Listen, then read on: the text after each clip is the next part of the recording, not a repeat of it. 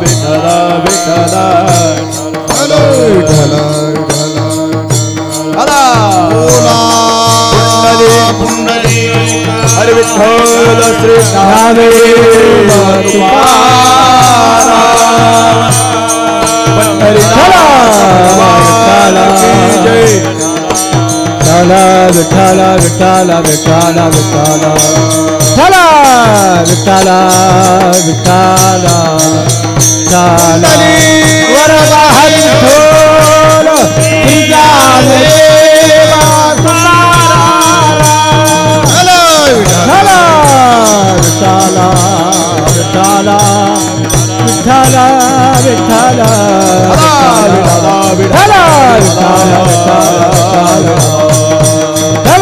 विठ्ठल विठ्ठल विठ्ठल विठ्ठल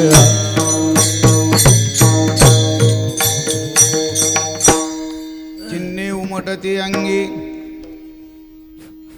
चिन्ने उमटती अंगी शकुना जोगी उत्तम आटवला बापमाय येईल काय मुळनेनो उत्कंठित झाली मन उत्कंठित झाली मन हीच खून तिथेची आटवला बापमाय येईल काय मुळनेनो तुका म्हणे कामवारी तुका म्हणे कामवारी आळस घरी करमेना आटवला बापमाय येईल काय मुळनेनो पांडुरंगा करू प्रथम नमना पांडुरंगा करू प्रथम नमना पांडुरंगा करू प्रथम नमना पांडुरंगा करू प्रथम नमना दुसरे चरणा संताचे दुसरे चरणा संताचे दुसरे चरणा संताचे त्यांच्या कृपादाने कथेचा विस्तार कृपादाने कथेचा विस्तार कृपादाने कथेचा विस्तार बाबाजी सद्गुरुदास तुका बाबाजी सद्गुरुदास तुका बाबाजी सद्गुरुदास तुका समचरण सरोजं सांद्र नीलाबुधाभं जगननिहित पाणिं मण्डनं मण्डनानां तरुण तुलसीमाला कंदरं कञ्जनेत्रं सदयधौलहसं विठ्ठलं चिन्तयामि ओम नमो ज्ञानेश्वरा करुणाकरा दयाळा तुमचा अनुग्रह लादलू पावन जालू चराचरी नमो सद्गुरु तुकया ज्ञानदीपा नमो सद्गुरु सच्चिदानंद रूपा नमो सद्गुरु भक्त कल्याण मूर्ती नमो सद्गुरु भास्करा पूर्ण कीर्ती जगद्गुरु तुकाराम महाराज की जय मस्तक माझा पायावरी वार करे संताच्या या वार करे संताच्या या वार करे संताच्या मस्तक माझा पायावरी वार करे संताचा मस्तक माझा पायावरी या वार करी संताच्या वार करी संताच्या या वार करी संताच्या मस्तक माझा पायावरी वार करे संताचा वार करे संताचा वार करे संता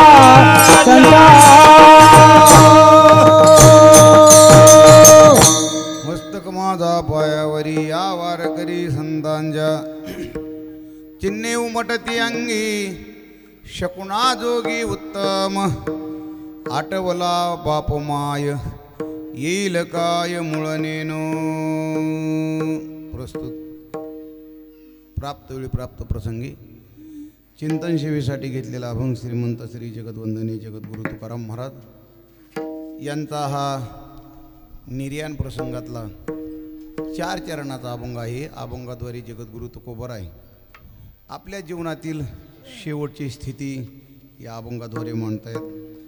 अभंगाचं यथामती यथावकाश गुरुजनांच्या कृपाशीर्वादाने चिंतन करत असताना आज या ठिकाणी ही जी कीर्तन पुष्प सेवा आहे ती किम निमित्त आहे, काही कारण हे येणाऱ्या सर्व भाविकांना ज्ञातच आहे, तरी परंतु उल्लेख करणं गरजेचं आहे. आज या ठिकाणी वैकुंठवासी स्वर्गवासी लिंबाजी नारायणराव पवार उर्फा अण्णांच्या आज गोड जेवणाच्या निमित्ताने आणि या पवार कुटुंबियाच्या वतीने आज ही कीर्तन पुष्प सेवा या ठिकाणी आपण करत आहोत. आणि या कीर्तनाच्या निमित्ताने गोड जेवणाच्या निमित्ताने आज आपण त्यांना श्रद्धांजली अण्णांना या ठिकाणी समर्पण करत आहोत. अभंगाचं चिंतन करत असताना खऱ्या अर्थाने या पवार कुटुंबियावरती जे काय विठ्ठल विठ्ठल विठ्ठल विठ्ठल विठ्ठल विठ्ठल विठ्ठल विठ्ठल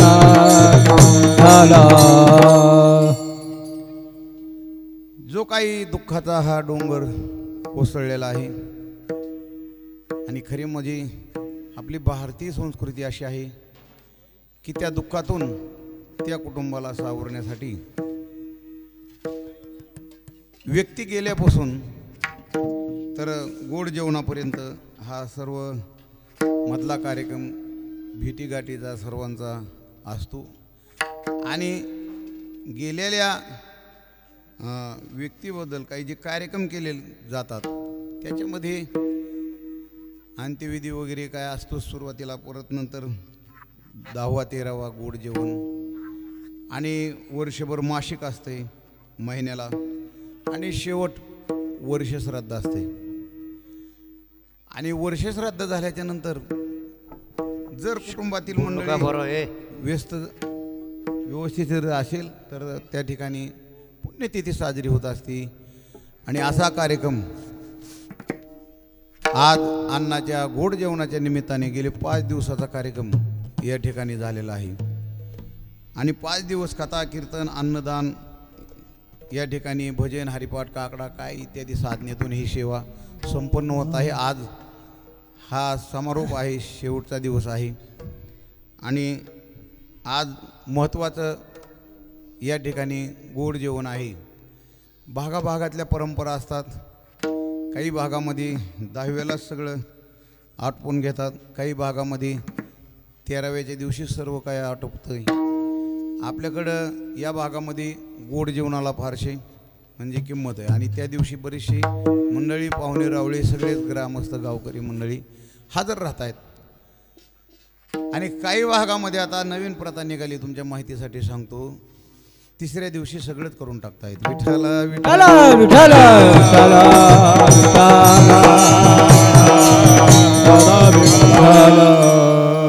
पुणे जिल्ह्यामध्ये आता प्रथा सुरू झाल्यात आहे. 3ऱ्या दिवशी सगळं, पहिल्या दिवशी अंत्यविधी, 2ऱ्या दिवशी रक्षा सावडणं आणि 3ऱ्या दिवशी काहीच नाही. सगळं 10वा 13वा काय असेल ते सगळं. आळंदीमध्ये ज्या कुटुंबाशी आमचं संबंधित जीवन होतं, आळंदीत शिक्षण घेत असताना ते प्रॉपर आळंदीचेच होते गुंडरी पाटील. आणि ती वारल्याच्या नंतर ज्यावेळेस आम्ही गेलो तर आमच्या अगोदर सगळंच उरकलेलं होतं. आम्ही भेटायला गेलो. आता आळंदीतमध्ये असताना त्यांचं खूप आम्हाला सहकार्य. आणि मग आता आळंदी सुटून आल्याच्या नंतर वारीलाच गाठी भेटी. परंतु गेलो आणि गेल्याच्या नंतर म्हटलं कुठला तरी एक कार्यक्रम गाठावं म्हणून आम्ही दसकरी विधीला गेलो. दसकरी विधीच्या दिवशी गेलो तर काहीच नाही घरात. आम्ही गेलोत भेटलोत, म्हणलं काय आज दसकरी विधी वाटते, नाही म्हणले 3ऱ्याच दिवशी सगळं झालं. म्हणलं कसं काय, नाही म्हणले आता प्रथाच तशी निघाली. म्हटलं काय कारण अशी प्रथा काढायचं. ते म्हणले सगळी एंगेज असतात, थांबायलाच कोणाला आता टाईम नाही, त्यामुळं आता 3ऱ्या दिवशी सगळं कार्यक्रम उरकून घेतात. याच्या पुढं जाऊन सांगू, विनोदाने काही महाराज लोक सांगतात दाढी डोकीसुद्धा ब्राह्मणाला सांगतात करून घ्या तुम्ही आता. म्हणजे ह्यांच्या बापाची त्यांनीच करायची. जी अशी इतकी जलद गतीनं ही निघालेली पिढी आहे नाही का. मग इतके 5 दिवसाचे कार्यक्रम, हे अन्नदान, हे काही सामान्य आहे का. सर्व महाराज मंडळी, कलाकार, सर्व मृदंगाचारी, गायनाचारी, महाराज मंडळी सर्व आणणं आणि हे 5 दिवस चांगलं खाटाटोप करणं एवढं सोपं नाही. परंतु एखाद्याच्या जीवनामध्ये जर योग चांगला असेल ना, त्यांची संतती जर चांगली असेल ना, तर ते कार्यक्रम होत राहतात. त्याच्यासाठी काही फारसा आटापिटा करायचं काही कारण नाही, नाही का. अगदी एखाद्या सप्त्यातल्या आपल्या कीर्तनाला लाजवेल असा हा कार्यक्रम चाललेला आहे. मी रात्रीच्यापासून पाहतो, एवढे टाळकरी भरगच्च, इतके कलाकार भरगच्च, नाही का, इतके महाराज मंडळी. एक महाराज भेटणं महाराज अवघडी. आता इथं किती मोठे महाराज आहेत उभं राहिलेले, इकडून इकडून दोन्ही साईडनी पुढं बसलेले आहेत महाराज मंडळी इथं, नाही का. भरपूर महाराज मंडळी, कलाकार तेवढे, गाणारे तेवढे, वाजवणारे तेवढे, नाही का. सर्वच मंडळी आज या ठिकाणी भरपूर आहेत. त्याचं कारण असं आहे की एक तर अण्णांचं जीवन एक पारमार्थिक क्षेत्रामध्ये काही काल गेलेला आहे. दुसरी गोष्ट, त्यांचे सुपुत्र पुढं व्यंकट गुरुजी असतील, विठ्ठलराव असतील, हेही परमार्थाचे कास पाकडून चालणारी मंडळी आहेत. आत्ता मी फेटा बांधत असताना अण्णांच्या बंधूच्या घरी फेटा बांधला. तिथं मला माहिती मिळाली की अख्खं कुटुंब माळकरी, पूर्ण सगळीच माळकरी आहेत, वारकरी आहेत. आणि मग अशाच्या जीवनामध्ये असा योग येणं साहजिकच आहे, काही अडचण नाही. महाराज रात्रीत महाराजांनी, साठे महाराजांनी आपल्याला सांगितलं की आम्हाला कधी कधी बेवड्याची बी कीर्तन करावं लागते. तर नाही विलाज आहे. काय लोक आता प्रतिष्ठा म्हणून बी करायला लागली ना. एकाता कीर्तन कशासाठी करायला लागली? प्रतिष्ठा म्हणूनही करायला लागली. मोठे महाराज आणायचे, जास्त पैसे द्यायचे, जरा गाडीवाले आणायचे, म्हणजे मग जरा थोडं लोकांचा हावभाव समाज जमा होतो. हे करत असताना याच्या पाठीमागं महाराज, नाही का, गेलेली व्यक्ती काय आहे, त्या व्यक्तीच्या कुटुंबातली मंडळी काय आहे, याचा सगळ्याचा विचार केला पाहिजे, तर त्या कार्यक्रमाला शोभा आहे महाराज. नाही तर किती जरी जमली आणि केवढा मोठा कार्यक्रम केला तरी त्याला काहीच उपयोग नाही महाराज. ज्ञानोबरायची ओवी सांगू का? ज्ञानोबराय सांगतात की विठ्ठल विठ्ठल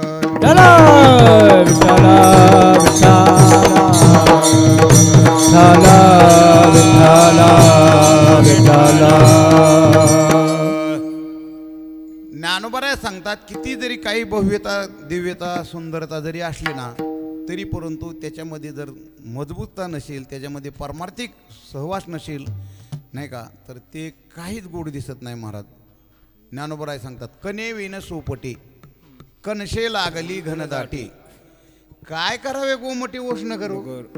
हां, सगळं चांगलं आहे महाराज, सगळं चांगलं आहे, नाही का. पण महत्त्वाचं नाही त्याच्यात, काय नाही. फळ चांगला आलेला आहे, कणस चांगली लागलेली आहेत, पण कण नाही त्याच्यात, दाणे नाहीत, काय उपयोगाचं आहे. सुंदर अशी नगराची रचना आहे, पण लोकच नाहीत. तसं ज्यांच्या कुटुंबामध्ये परमार्थाचा वसा नाही, वारसा नाही, सहवास नाही, सत्संग नाही, वारी नाही, दान धर्म नाही महाराज, त्यांनी कथा कीर्तन किती मोठी ठेवू द्या, काहीच नाही उपयोग. विठ्ठला विठ्ठला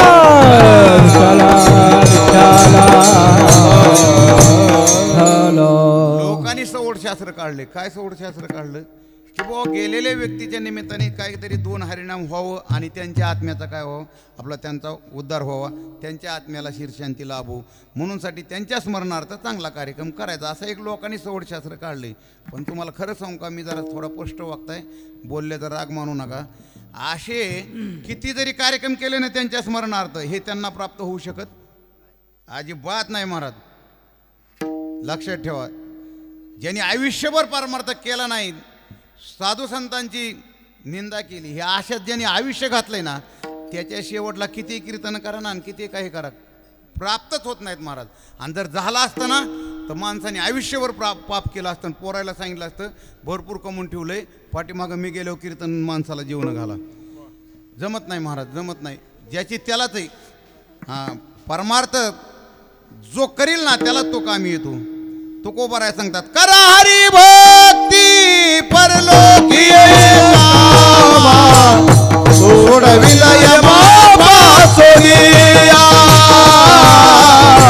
सोडविलय बाबा सोनिया.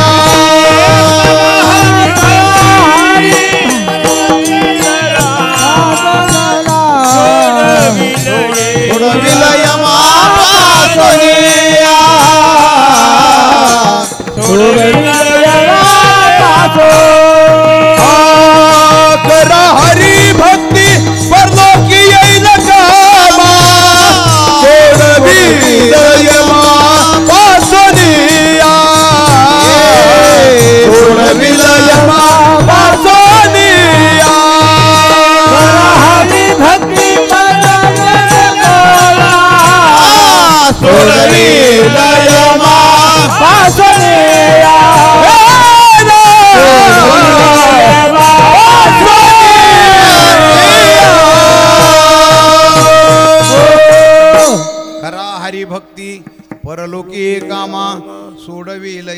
यमापासून या तुकोबराय सांगतात हरिभक्ती करा. जर तुम्ही हरिभक्ती केली ना तर तुम्हाला ती यमापासून सोडवणार. म्हणजे ज्याची त्यालाच ना, जो भक्ती करणार त्यालाच, हां दुसऱ्याला नाही. असं कोणाचा सातबारा कोणाच्या नावावर लागू पडत नाही महाराज. विठ्ठला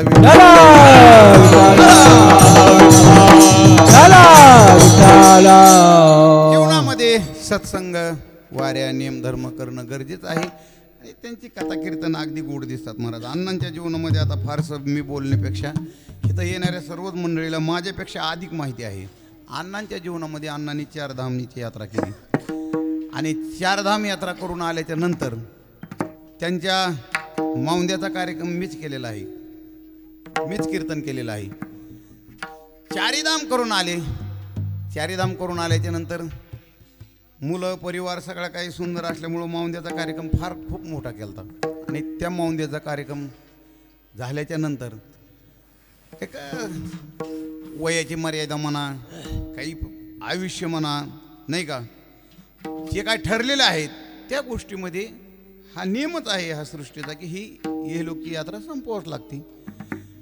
तिथं काही निमित्त असेल, आजाराचं असेल, कशाचं असेल काय फारसं आपल्याला त्याचं लय चिंतन करायचं नाही. परंतु मृत्यू लोकाची ही परंपराच आहे महाराज. ही तर येतेवरून नाही आले अवतार आणि येरती पामर जीव किती जावा लागत आहे, सोडावं लागत आहे, प्रत्येकाला सोडावं लागत असतो महाराज.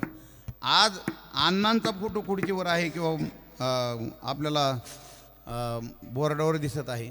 तुमचे माझे सगळेचेच फोटो लागणार आहेत, छापणारे असले तर, नसले तर नाही, पण सगळेचेच आपले फोटो लागणार आहेत. त्याच्यात काही वादच नाही महाराज. मी कीर्तन करत असलो तरी माझा लागणार आहे, तुम्ही ऐकत असला तुमचा लागणार आहे. कोण राहणार आहे इथं महाराज? कोणीच राहत नाही महाराज, नाही का.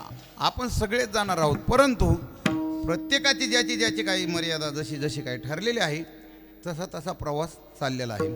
आपण आंबेजोगा येऊन जरी बसलो तर औरंगाबादला जरी चाललो तरी सगळीच औरंगाबादला जात नाहीत.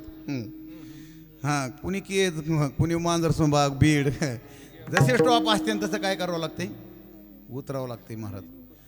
आणि जर एखादा नाहीच उतरायचा प्रयत्न केला ना तर त्या तिकीटावर सांगितलेलं असतात. तिकीटं आता जरा थोडी नवीन निघाली ते पहिली तिकीटं बघायची. पहिल्या तिकीटावर होतं बघा, पहिली जुनी तिकीटं अशा हाताने पंच केली जायची अशी तिकीटं, ते बघा. आणखी त्याच्यावर बघा लिहिलेलं 3 अक्षर आहेत खाली. एखादा जर नाहीच उतरायला लागला ना, प्रवास संपला तरी बरं, त्याच्यासाठी ती खाली 3 अक्षरं टाकलेली आहेत बघा. ऊ मू आणि ओई. विठाला विठाला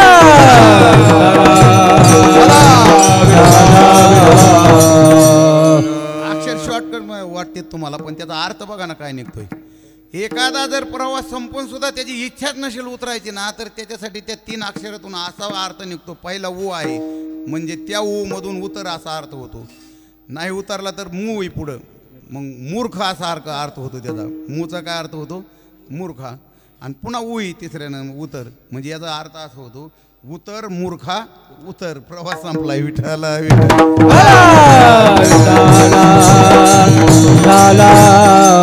आयुष्याची मर्यादा संपली तरीही माणसाला जावं वाटत नाही, निघावं वाटत नाही.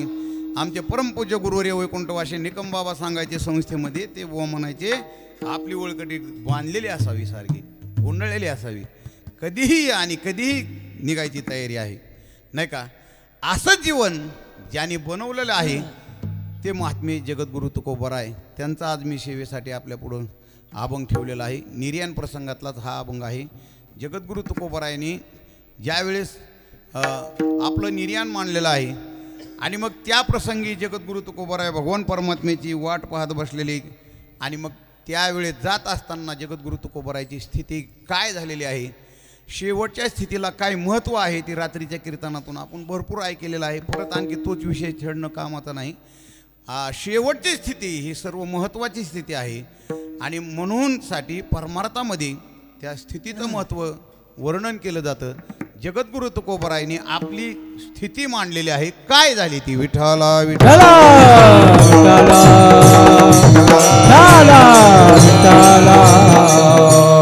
नियोजित वेळेमध्ये आपल्याला सेवा समर्पण करायची आहे.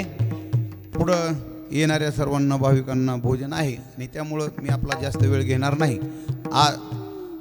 या अभंगाचं चिंतन करत असताना अण्णाने आपल्या जीवनामध्ये जे पारमार्थिक कार्य केलेलं आहे आणि त्या कार्याची एक पोचपावती म्हणून आज त्यांच्या स्मरणार्थ हा सोहळा संपन्न होत आहे.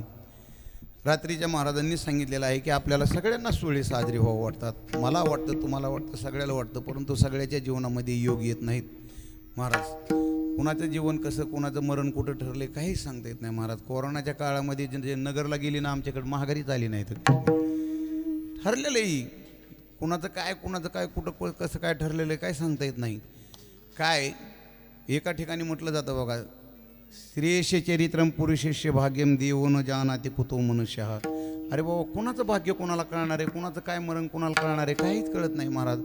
आणि म्हणूनसाठी हे ठरलेलं गणित आहे, ज्याचं त्याचं ज्याच्या त्याच्या ठिकाणी होणार आहे. आपल्या जीवनामध्ये ते होणारच आहे, पण असा सोहळा घडेल म्हणून सांगता येत नाही महाराज.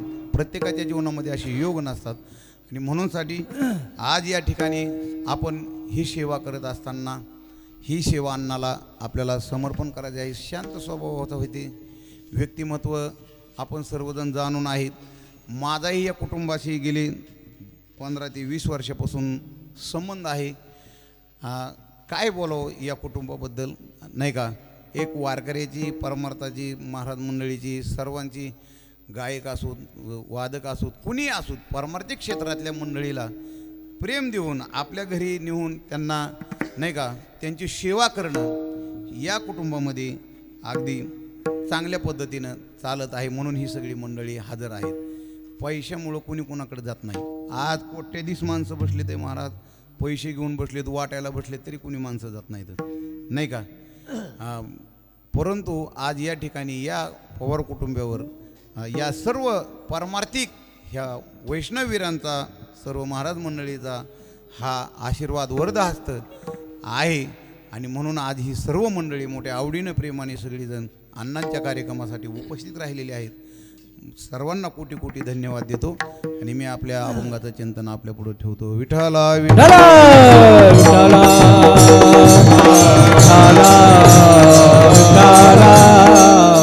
जगद्गुरु तुकोबराय सांगतात, भगवान परमात्मा मला नेण्यासाठी येणार आहे. त्यासाठी माझी काही स्थिती बदलत आहे. आणि ती स्थिती बदलत असताना ते काही चिन्हांनी मला जाणून येत आहे. चिन्हे उमटती अंगी, अंगी माझ्या चिन्ह उमटत आहे. शकुना जोगी उत्तम, मला काही शकून होत आहेत, ते उत्तमच शकून होत आहेत नाही का. काय शकून होत आहेत महाराज सांगतात, आठवला बाप माय येईल काय मुळ नेनू. मला माझा बाप आठवला म्हणजे कोण, भगवान परमात्मा. त्याचा मला काय होत आहे, सारखा आठव होत आहे, सारखं त्याचं चिंतन चाललेलं आहे. असं मला वाटतं की तो येतोयच का काय मला न्यायला, येईल काय मुळ नेनू, तो न्यायल्यासाठी मला येतोय का काय नाही का. आणि हे चिंतन करत असताना महाराज सांगतात, माझं मनच असं उदास झालं, उत्कंठित मन. ही मन असं उदास झालं, उत्कंठित, त्याला काही असं स्थिरता पावे ना नाही का. मग माझ्या मनाची स्थिती जर अशी बदलली असेल ना, तर तुकोबराय सांगतात, जो भगवान परमात्मा माझ्यासाठी नेण्यासाठी येणार आहे ना, तर त्याची सुद्धा स्थिती अशीच झाली असेल. कशी, उत्कंठित झाले मन. पुढं ऐका, हीच खून ते तिची. हीच खून म्हणजे ही माझी जशी अवस्था झाली ना, तीच अवस्था कोणाची झाली असेल, त्याची झाली असेल. आणि होतीच. लक्षात ठेवा, आपण ज्याचं चिंतन करू ना, ते आपलं चिंतन केल्याशिवाय राहणार नाही. नियमच आहे महाराज तो. आणि म्हणून साठी तुकोबराय सांगतात की माझी जर अशा अवस्था झाली असेल, तर त्याची सुद्धा तशीच अवस्था झाली असेल. तुकोबराय सांगतात, का बरं, एवढा मोठा भरलेला प्रपंच, एवढं मोठं घर, सगळे बायका पोरं, सगळा परिवार असताना सुद्धा मला या घरात करमत नाही. तुकोबराय सांगतात, तुका म्हणे कामवारी आळस घरी करमेना. मला काम सुचत नाही, माझ्या जीवनामध्ये काहीच शिल्लक राहिलं नाही, मला आळस येतोय, करमत नाही, उदास वाटतंय. म्हणजे याचे हे शुभचिन्ह आहेत. महाराज हे शुभचिन्ह या अभंगाद्वारे शेवटच्या स्थितीला ठेवतायत. विठ्ठला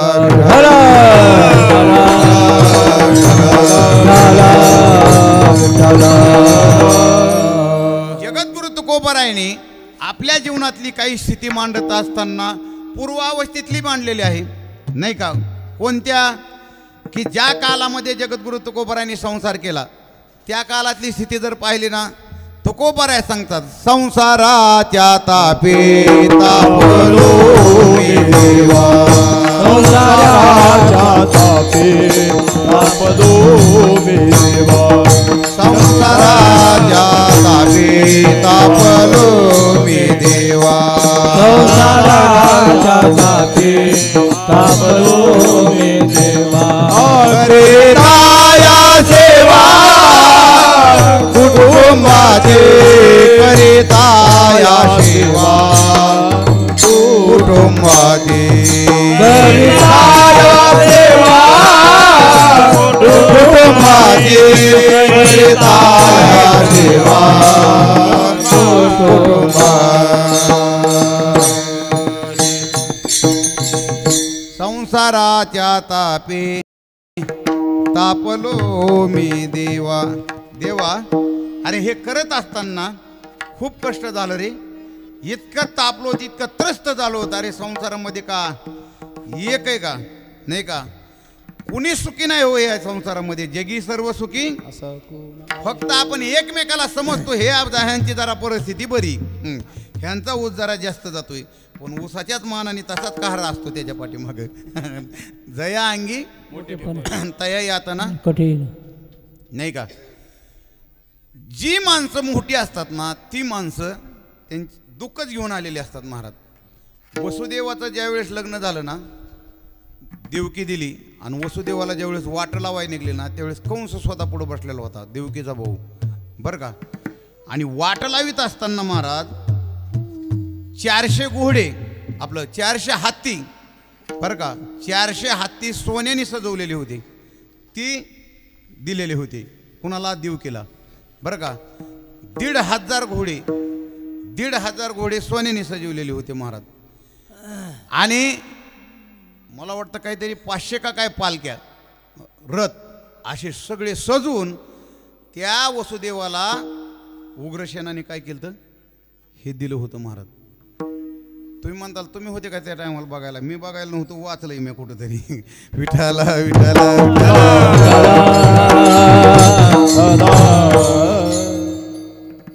एवढी संपत्ती एवढं ही दिलेलं सगळं वैभव मी कशासाठी सांगतो जया अंगी मोठे पण तया यातना म्हणले काय यातना आहेत ह्यांच्या पाठीमागं महाराज तिथंच आकाशवाणी झाली आणि सांगितलं त्या आकाशवाणीनं हे कंसा दुष्टा तू जिला वाट लावतोय ना तिच्याच उदरी 8वा पुत्र जन्माला येणार आहे तुला मारणार आहे घात करणार आहे त्या टायमाला महाराज कंसाने लगेच काय उपासली तलवार उपासली आणि तलवार उपसून तिला काय केला मारायला लागला महाराज म्हणजे जया अंगी मोठे पण आता किती येत ना महाराज 8 पोर होईपर्यंत हातापायातल्या बेड्या सुटल्या नाहीत आता का साधे येत नाहीत का काय विठाला विठाला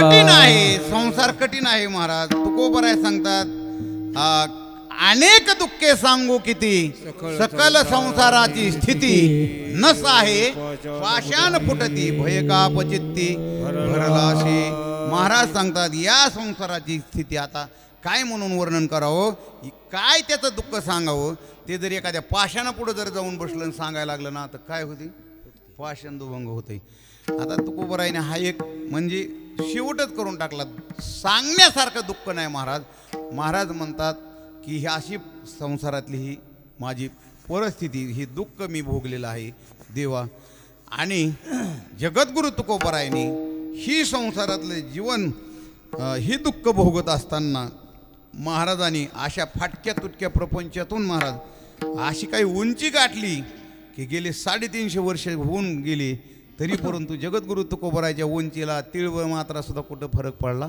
आणि पडू शकणार नाही असं जीवन महाराज तुकोबारायने बनवलं नाही का फाटका तुटका प्रपंच मी का म्हटलो खरा तुकाराम महाराजाचा प्रपंच तसा चांगलाच होता पण आता कालाच्या ओघामध्ये महाराजांनीच चरित्र लिहिलेलं आहे किंवा अभंगामधून सांगितलेलं आहे दुष्काळी आटिली द्रव्य नेला मान स्त्री एक अन्न अन्न करिता मेली असे काय तुकोबारायचे आहे अभंगवाणी नाही का चरित्र पाहायला आपल्याला भेटतं नाही का कालाच्या ओघामध्ये दुष्काळ पडल्याच्या नंतर तुकोबारायने सगळे धन वाटून टाकलं मग परिस्थिती फाटकी झाली महाराज वास्तविक पाहता तुकोबाराय फाटकी नव्हती तुम्ही जर देवला गेलात ना तर इंद्रायणीच्या पलीकडल्या काठापासून बरं का नाना भंडाऱ्या डोंगरापर्यंत 650 एकराचा प्लॉट आहे देऊ, म्हणजे जी जमीन आहे 650 एकर. 650 एकर तुमच्या माहितीसाठी सांगतो. 650 एकरला जगद्गुरु तुकोबारायची उतार्याला आज बी नाव आहेत, आत्ता बी नाव आहेत. मागल्या 3-4 वर्षाखाली आमच्या जामखेडमधल्या आमच्या जवळच्या एका माणसाने जागा घेतली होती, त्याची खरेदी होत नव्हती. मी म्हटलं तुम्ही अशा बारक्या घरात राहताय, जागा घेतली म्हणताय, मग बांधा ना तिकडं. हाती म्हणले महाराज खरेदीच व्हाय नाही. मी म्हणलं काय झालं खरेदीला? हाती म्हणले तिथं तुकाराम महाराजाचीच उतार्याला नावं निघालीत म्हणले सगळी, आणि म्हणले पैसे तर देऊन बसलो आम्ही. तुम्ही म्हणता मग आम्ही तर पाहतोय तिकडे बांधकामं झाले ते आता मध्यंतरी बांधकामं झालेत, पण कोणाचे झाले ते ज्यांनी जाग्याला म्हणजे त्या जमिनीला कुळ लागलेले आहेत अशाच माणसाने बांधकामं केले, त्यांना सुद्धा एकता येत नाहीत. आणखी खरेद्या होत नाहीत तिकडं महाराज. मग 650 एकर जमीन ज्या जगद्गुरु तुकोबारायच्या नावावर असेल त्या काळामध्ये, आता ते का सामान्य होते का महाराज? ही तर आपली 1.5 एकरवाली सुद्धा चलून देण्यात आपल्याला नीट. हा 650 एकर एवढी संपत्ती जगद्गुरु तुकोबारायकडे होती महाराज. परंतु कालाच्या ओघामध्ये गेली ती, वाटली त्यांनी नाही का. आणि परंतु अशा प्रतिकूल परिस्थितीमध्ये जीवन जगत असताना जगद्गुरु तुकोबारायांनी एक परमार्थिक स्थिती अशी बनवली महाराज की त्या स्थितीचं वर्णन अभंगामध्ये माटाती जागी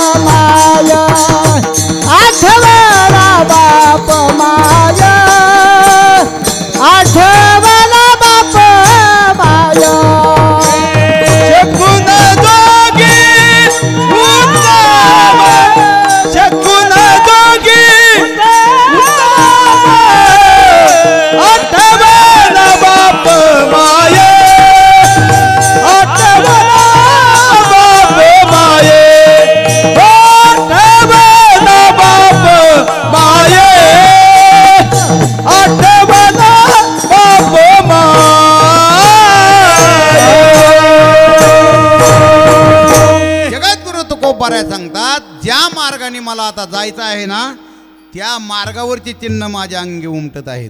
लक्षात ठेवा, तुकोबाराय सांगतात ज्या मार्गाने मला जायचं आहे ना ते माझ्या मनाचा मार्ग नाही तर पुढे गेलेले आहेत त्यांच्या मार्गाने मी चाललेलो आहे. पुढे गेले त्यांचा शोधित मार्ग नाही का. कोण कोण गेलो हो तुकोबाराय? तुकोबाराय सांगतात लय जण गेले. मार्गी बहुत याची गेले साधू संत. ज्ञानोबारायने सांगितलं वेद ऋषी मुनी जपी तपी सगळी ह्याच मार्गाने गेलेले आहेत. वेद मार्गे मुनी गेले याची मार्गी चालेलो. असा हा जो मार्ग आहे ना या मार्गाने मला जगद्गुरु तुकोबाराय सांगतात जायचं आहे. आणि जात असताना ही माझी अवस्था अशी झालेली आहे चिन्हे उमटती अंगी. आता ही जी अवस्था झालेली आहे ना या अवस्थेला किंमत फक्त परमार्थामध्ये आहे बरं का. हिला व्यवहारामध्ये किंमत नाही. लक्षात ठेवा, दोन गोष्टी लक्षात ठेवा. परमार्थामध्ये अवस्थेला किंमत आहे आणि संसारामध्ये व्यवस्थेला किंमत आहे. विठ्ठला विठ्ठला विठ्ठला विठ्ठला. परमार्थामध्ये स्थितीला किंमत आहे आणि प्रपंचामध्ये परिस्थितीला किंमत आहे. लक्षात ठेवा, स्थिती वेगळी आहे, परिस्थिती वेगळी नाही का. संसारामध्ये परिस्थिती पाहिली जाते तर परमार्थामध्ये स्थिती पाहिली जाते नाही का.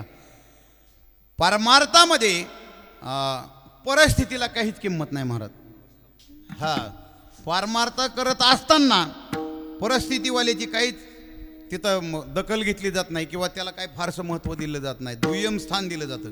हां, परमार्थामध्ये परिस्थितीचा काही विचार केला जात नाही महाराज. परमार्थामध्ये महत्त्वाची स्थिती महत्त्वाची आहे. काय यांची स्थिती आहे?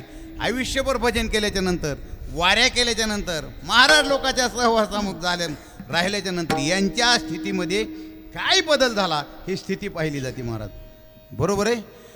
आणि ती स्थिती प्रपंचात नाही पाहिली जात. तिथं परिस्थितीच बघावं लागते महाराज. हां, तिथं उगं गेले समजा, कल्पना करा मुलगी देण्यासाठी जर आपण एखाद्या वारकऱ्याच्या घरी गेलो तर तिलाही देहावर उदास असले आणि महात्मे असले आणि घरी जर काहीच नसलं तर लोक म्हणतात लवकर उठा, थांबायचं नका. आणि काय काय मग गावातली जमलेली 4 वारकरी असते तेव्हा म्हणतात काय सांगायचं तुम्हाला, देव पाणी भरायची बारी आली पारी ह्यांच्या घरी. ते म्हणले नाही तसाच भरू द्या, पण आता इथं थांबायसारखं नाही. उर्गी उद्या आल्याच्या नंतर खायची पंचायत आहे ह्यांची. लक्षात ठेवा मी कशाबद्दल बोलतो. ज्या वेळेस आपण मुलगी द्यायला जातो त्यावेळेस त्यांची परिस्थिती पाहतो का त्यांची स्थिती पाहतो? परिस्थिती पाहतो महाराज. का तर परमार्थामध्ये परिस्थिती वाल्यालाच किंमत आहे. जर परिस्थिती चांगली नसेल ना कुणीच जवळ या म्हणत नाही महाराज. धनवंता लागी सर्व मान्यता हे जगी, सर्व मान्यता हे जगी, सर्व मान्यता हे जगी. धनवंता लागी सर्व मान्यता हे जगी, सर्व मान्यता हे जगी.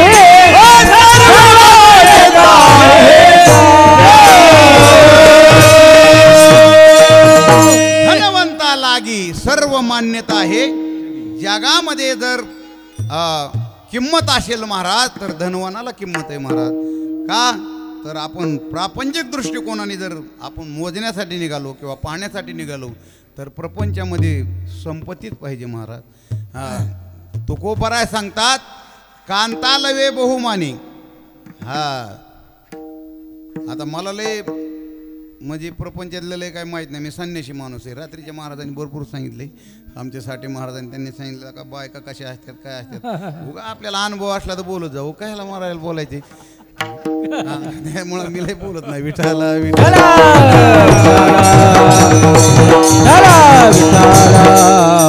आम्ही संन्याशी माणसं आहे तर या बिचाऱ्या माऊल्यांच्या हातचं खाणारे आहे तर रोज दुसऱ्याचे काय करायचे, कोणाचे माप काढून काय नको आपल्याला. सगळी चांगली इथं. पण तुकोबरायने सांगितलं बुवा की जीवनामध्ये जर आपल्याकडे सगळ्या काही गोष्टी समृद्धी नसतील ना तर घरातली सगळीच मंडळी आपल्याला काय करतात मानतात महाराज. आणि जर आपल्याजवळ काहीच नसेल ना तर बाहेर तर नाही कोणी मानित, पण घरात सुद्धा कोणी मानित नाही नाही का. आणि म्हणूनसाठी प्रपंचामध्ये परिस्थितीला किंमत आहे आणि परमार्थामध्ये स्थितीला किंमत आहे. जगद्गुरु तुकोबराय परिस्थिती मांडत नाहीत महाराज आपल्या पुढे आजच्या अभंगात, स्थिती मांडतात. स्थिती परिस्थितीच्या बाबतीमध्ये तुकोबराय सांगतात अहो काय आमची परिस्थिती विचारताय, आम्ही सदैव सोडके जाऊ पुढकी भिके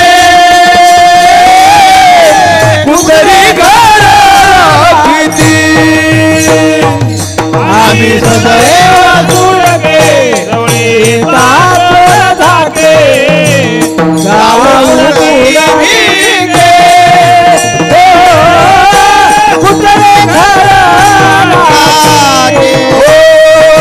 अभिषेक देव सुन के जवळी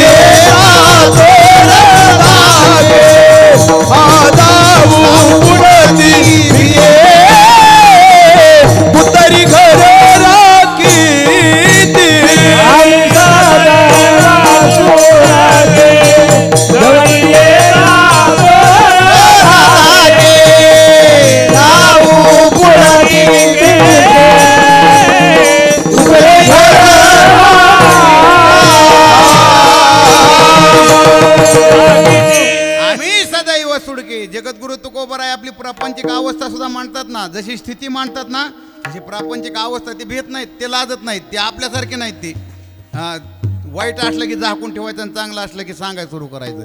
ही जगद्गुरु तुकोबरायकडे नाही महाराज.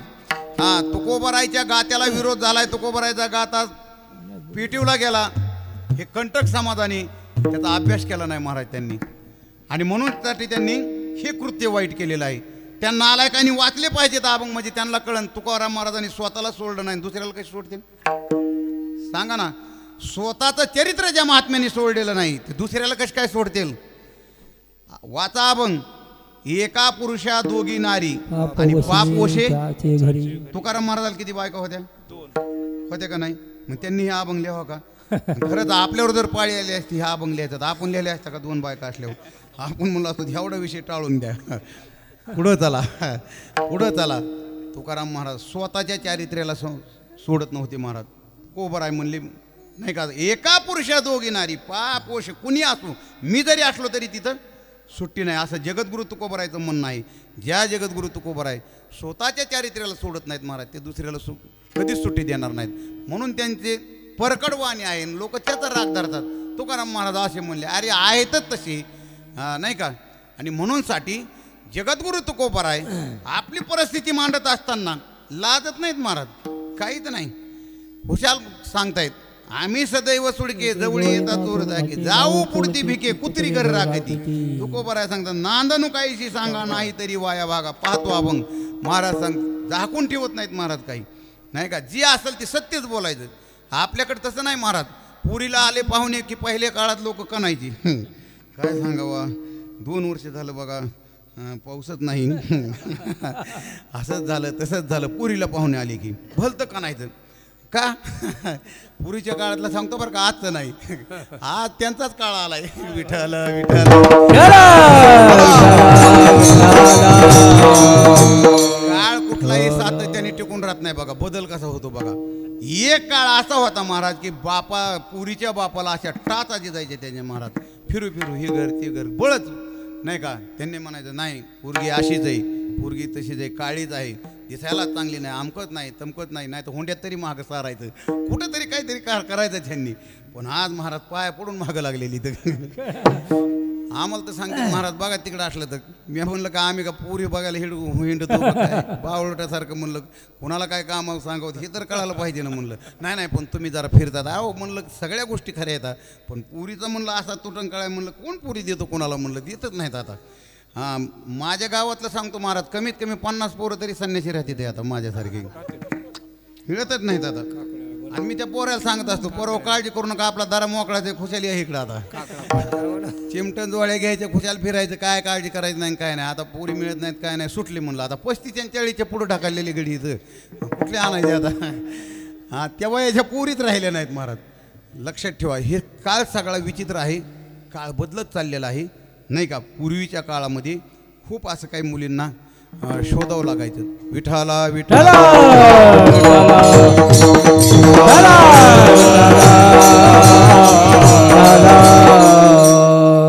काय सांगत होतो मी आपल्याला, पण कुंकड टाकलो काय की ध्यानातच नाही राहिलं.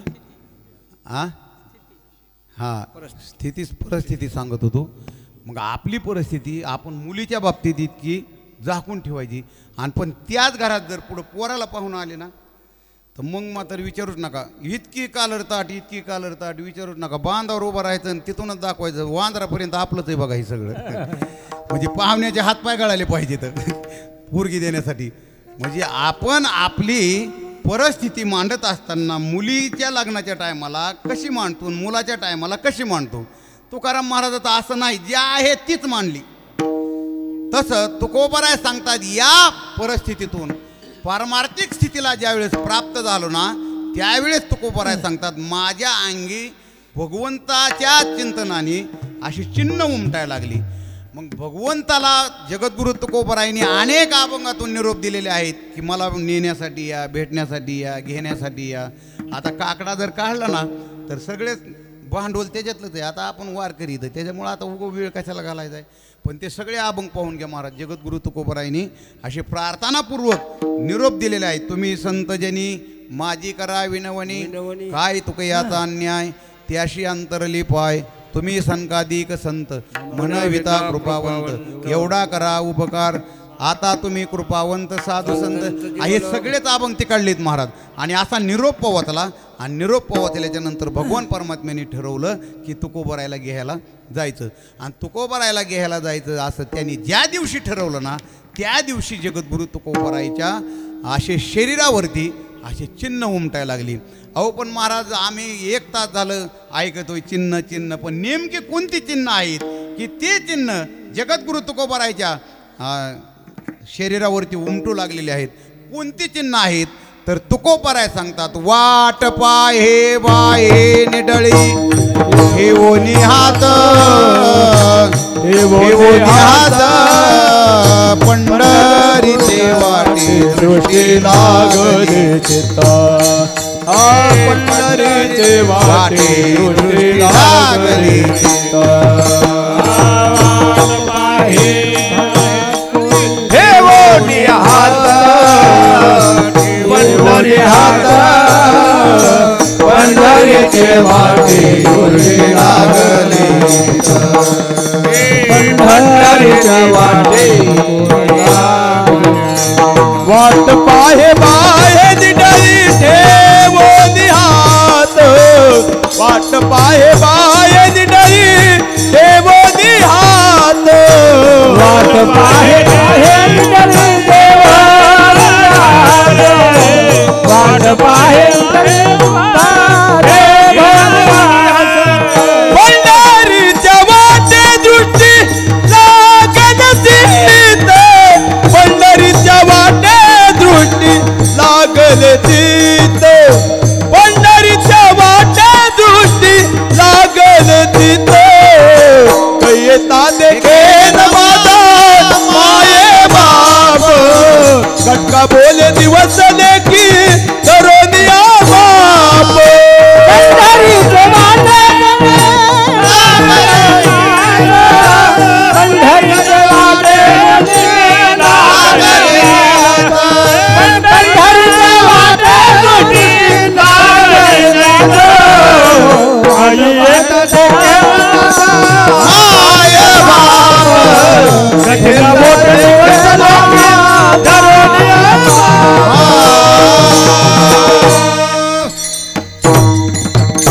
जगद्गुरु तुकोबराय म्हटले त्या वाटेवर माझे काय लागलेलं आहे चित्त लागलेलं आहे. आणि ते चित्त लागल्यामुळं त्या भगवान परमात्म्याने मला भेटण्यासाठी असा ध्यास घेतलेला आहे. आणि त्यामुळं माझ्या अंगी चिन्ह उमटत आहे.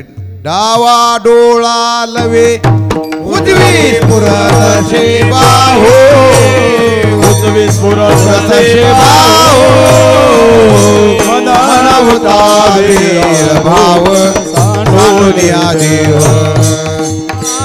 मनवतावे भाव सांडोनिया देव उजवी पुरत सेवा हो सेवा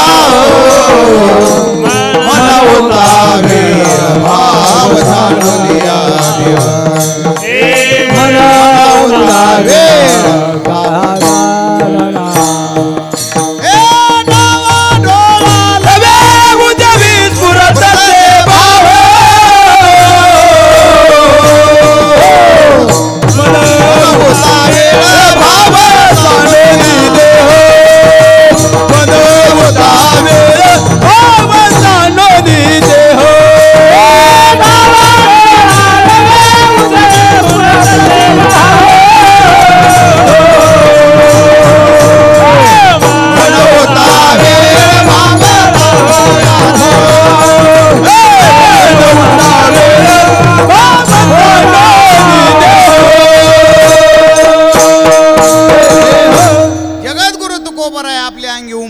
चिन्ह मांडतायत. डावा डोळा लवे बर का उजवी स्फुरत असे बाहू मन उता वीळ भाव सांडुनिया देव हे चिन्ह इथं तुकोबराय सांगतात.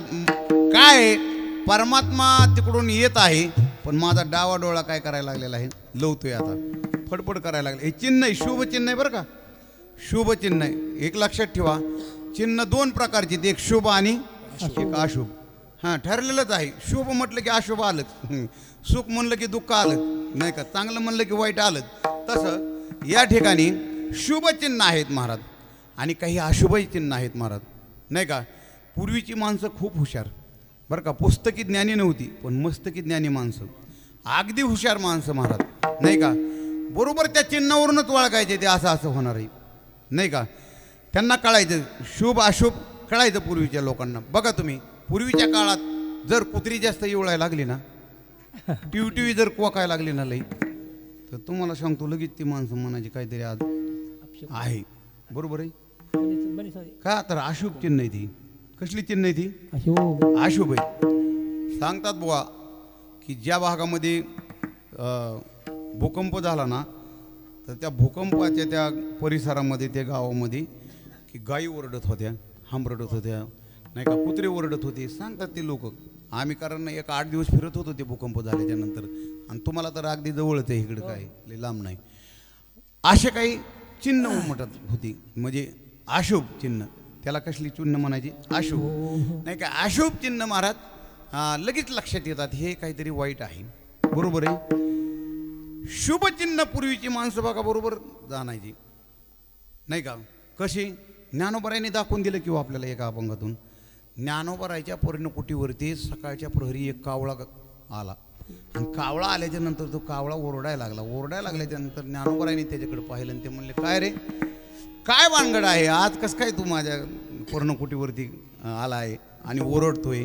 ज्ञानोबराय काय म्हणतात त्याला, बहुतेक हा आपला निरूपच काहीतरी घेऊन आला आहे.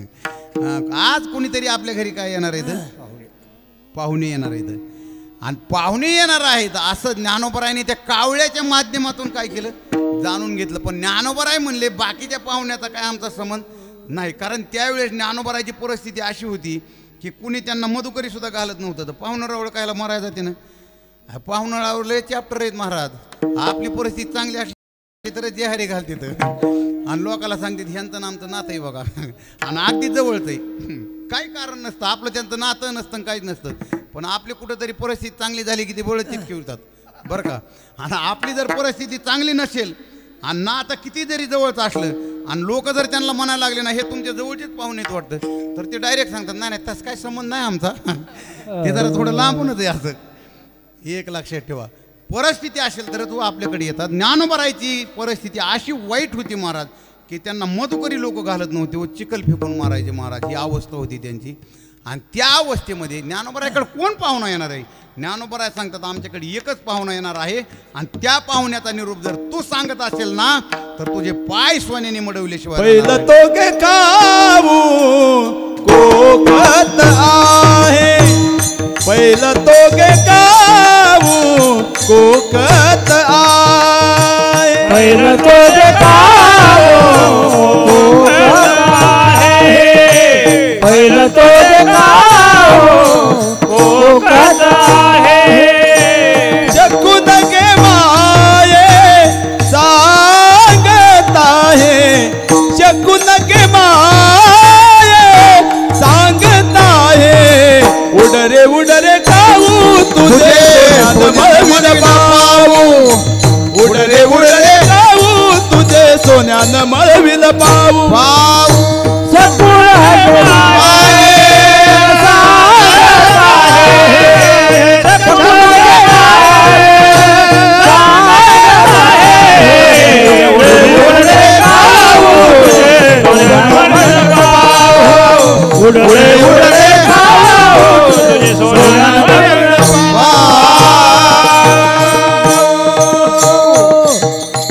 काय कौतुक केलंय महाराज ज्ञानोबरायने ह्या पाहून कावळ्याचं केवढं कौतुक केलं. उड तुझे कशाने पाय मडवीन. आता वास्तविक आता सोन्याचा आणि कावळ्याचा काय संबंध आहे का की भले मोठे मी म्हणतो लय अर्धा किलोचे तोडे जरी करून घातले तर त्या कावळ्याला काय त्याची किंमत आहे. हां काहीच नाही महाराज. सोने रुपया मामृती के समान त्याच्याही पलीकडे कावळा आहे. काही संबंध नाही त्याचा. पण ज्ञानोबराय बाहुनीच्या भरामध्ये काय लावतात त्याच्या पायाला सोनं लावतात. दैवाताची उंडी लावीन तुझे तोंडी, आंबिया डाळी फळे तुंबे रसाळी. हा सगळा अभंग बघून घ्या. ज्ञानोबराय एवढं कोड कौतुक त्या कावळ्याचं करतात. त्याचं कारण फक्त एकच. ज्ञानोबराय सांगतात पाहुणे पंढरीराव घरात घरा काही येते हे सांग पहिलं. या पाहुण्याची आम्हाला अपेक्षा आहे, ते आम्हाला सांग. म्हणजे कुणाकडे बघून ही कावळ्याकडं का तर हे शुभ शकून आहे महाराज. शुभ शकून पक्षीच आहे दोन्ही बी. टिवटिवी पक्षीच आहे, कावळा बी. पण टिवटिवी घरावर कोकल्याच्या नंतर आप शकून होतोय आणि कावळा घरावर कोकल्याच्या नंतर ज्ञानोबा आहे त्याला शुभ शकून म्हणतायत. विठ्ठल विठ्ठल.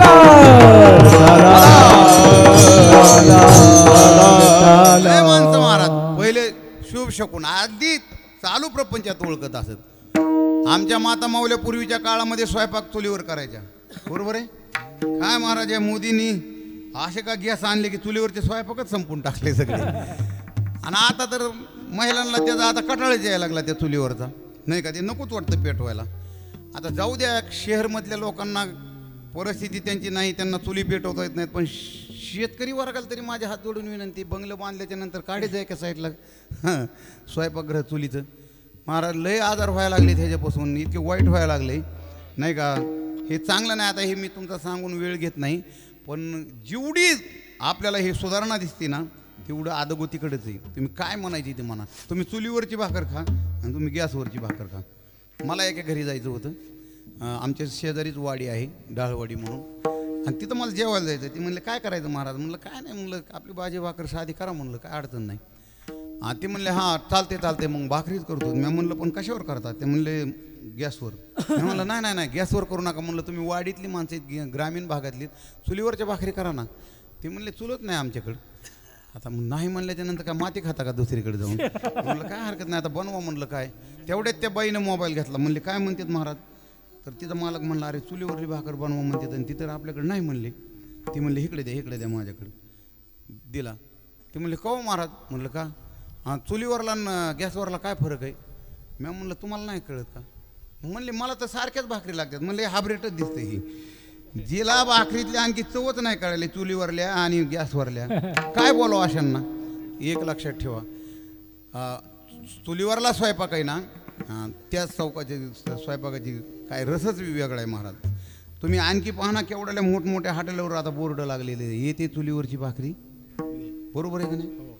हां लक्षात ठेवा, परत फिरून आपल्याला ती यावं लागणार आहे आणि त्याशिवाय गत्यंतर नाही आणि त्याच्याशिवाय आरोग्य चांगलं राहणार नाही. असू द्या, मी आपल्याला हे सांगत होतो की या ठिकाणी विठाला विठाला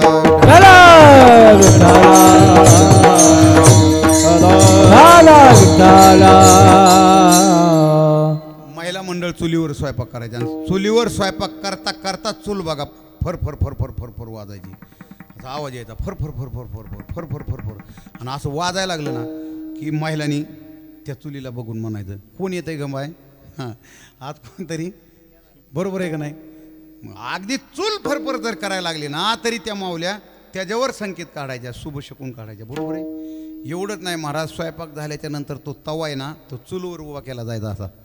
आणि ते चुलीवर तवा उभा केला ना की महाराज अण्णा त्याला काय चित्र पळाली नव्हतं असं चमचम चमचम असं.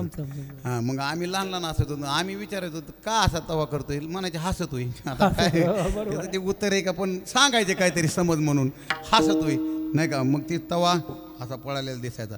पण त्या माऊलींनी जुन्या माऊलींनी म्हणायचं हां ज्या आरती हे असं होतंय त्या आरती ही शुभचिन्ह आहेत, कोणतरी आपल्याकडं येत आहेत, पाहुणं येणार आहेत. लक्षात ठेवा, हे शुभचिन्ह अशुभचिन्ह ठरलेलीच आहेत. पण तुकोबाऱ्या सांगतात मला ज्यांचा काय होत आहे अनुभव येत आहे तो शुभचिन्हाचा आहे.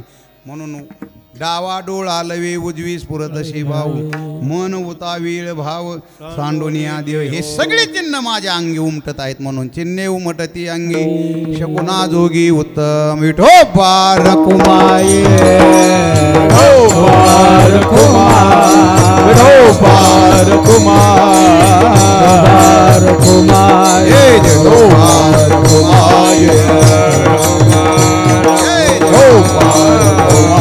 कुंडली कवर दे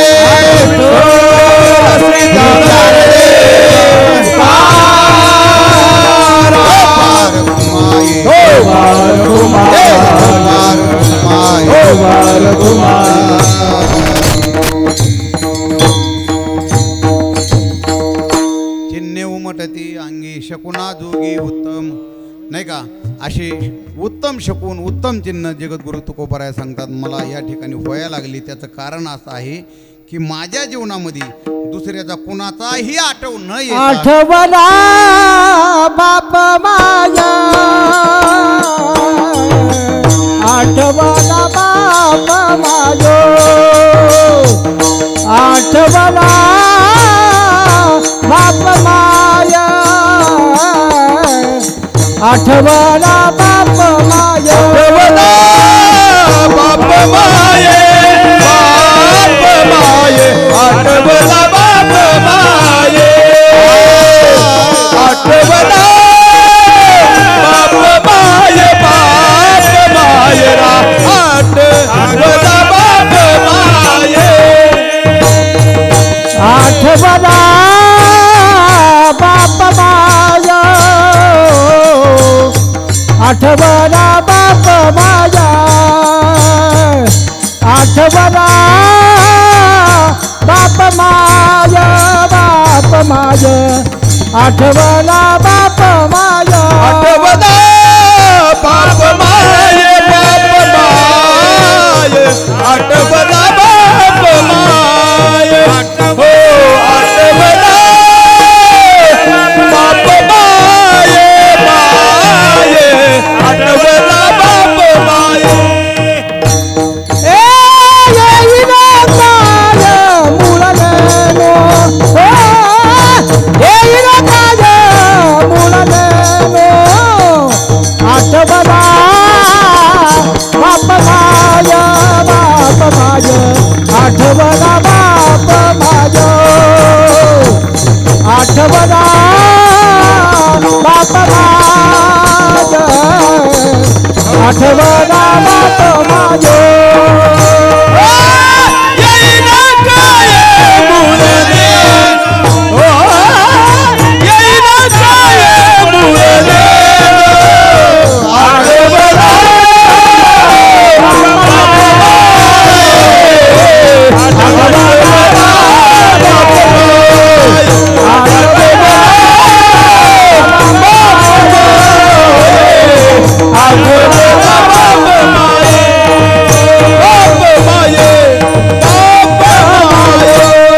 आठवला बाप माय येईल काय मुळ नेनो तुकोबाराय सांगतात माझी स्थिती अशी झालेली आहे की मला त्याचा आठव होत आहे, सातत्याने त्याचा आठव होत आहे. आणि त्याचा आठव होत असल्यामुळं असं मला वाटतं की आता तो येतोय का काय, मला नेण्यासाठी येतोय का नाही. हे उदाहरण पटवून सांगण्यासाठी जगद्गुरु तुकोबारायांनी एक अभंग खर्ची घातला बघा. तुकोबाराय सांगतात माझी स्थिती अशी झाली की सातत्याने त्याचं चिंतन चालल्यामुळं मला असं वाटतं की आता का तू येतो आहे नाही का, तसं माझं जीवन बनलेलं आहे. तुकोबारायांनी एका अभंगातून सांगितलं कन्यासा सूर्याशी मागे परतोनी, सगळ्याचे अभंग पाठ आहे हा. तुकोबाराय सांगतात ज्या वेळेस ती कन्या सासूरला जाते ना ती माग माग परतून पाहते कुणाकडं, माहेराकडं नाही का. तुकोबाराय सांगतात तैसे झाले माझ्या माझ्या जीवनामध्ये त्या मुलीसारखं झालेलं आहे. आता खरं म्हणजे हे उदाहरण आता देणं हे काही बरोबर नाही, चुकीचंच आहे. कारण ते आता कालबाह्य झालं. ते बरीचशी उदाहरणं आपलं अभंग विचार आता कालबाह्य मानायला लागलेत लोक का, तर तसं राहिलं नाही ना. आता कन्या सासुरेशी जाय मागे परतून पाय, ती जातं नाही पाहतं नाही काहीच नाही. आता तो पहिला विषय तो 350 वर्षापूर्वी अभंग लिहिलेला आहे, त्याच्यामुळे ते विचार आज राहिलेले नाहीत बरं का. म्हणून काही अभंग सांगत असताना बरेच वेळेस बघा अडचण येते. मी एके ठिकाणी अभंग घेतला पिकली शेंद कडूपण गेली नाही का. महाराजांनी हे उदाहरण देऊन सांगितलं नाही का. मग मला एक जणांनी विचारलं, म्हणले महाराज कसलं शेंदाड होतो का, शेंदाड राहिलीच नाहीत ना महाराज.